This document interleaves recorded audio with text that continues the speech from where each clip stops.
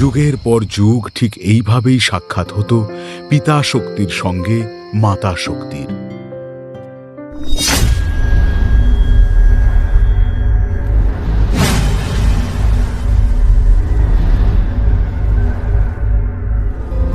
যুগ কেটে যায়, সতী কিশোরী জীবনে পা ফেলে। প্রভু, আপনার এই দিব্য রূপ আমার হৃদয়ে চিরকাল বিদ্যমান থাকবে।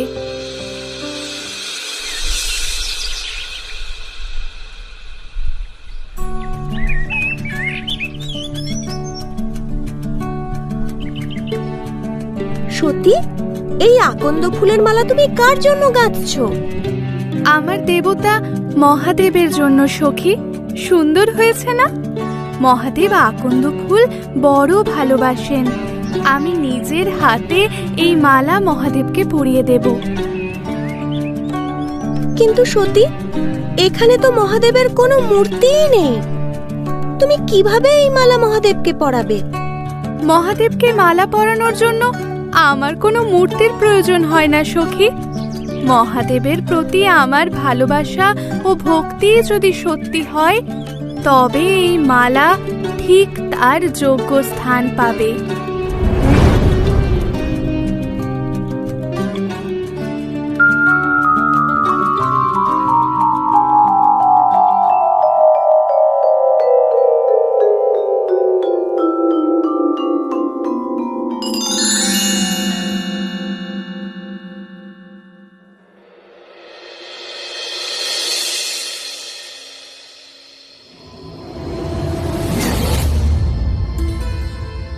রাজকুমারী সতী,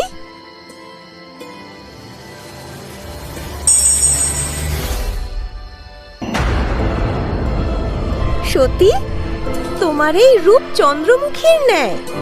নিজের রূপ দর্পণে না দেখে চন্দ্রে কেন দেখছো?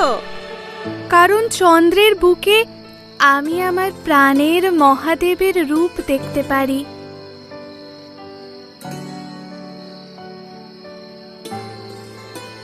প্রাণের মহাদেব? সতী, তুমি কি মহাদেবের প্রেমে পড়েছো? প্রেম? উনি তো আমারই অঙ্গ।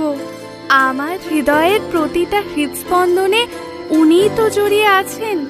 তাই সব স্থানে আমি শুধু ওনারই দর্শন পাই।